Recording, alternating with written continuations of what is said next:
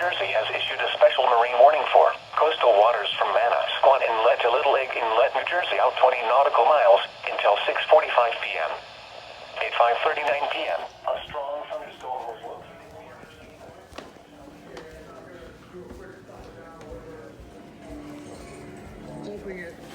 Source. Impact. Small craft could be damaged and briefly higher winds and suddenly higher waves. Locations impacted include Beach Haven, North Beach Haven, Garden State South Reef, Little Egg Reef, and Ship Bottom. Move to safe harbor until hazardous weather passes. Report severe weather to the Coast Guard or the National Weather Service.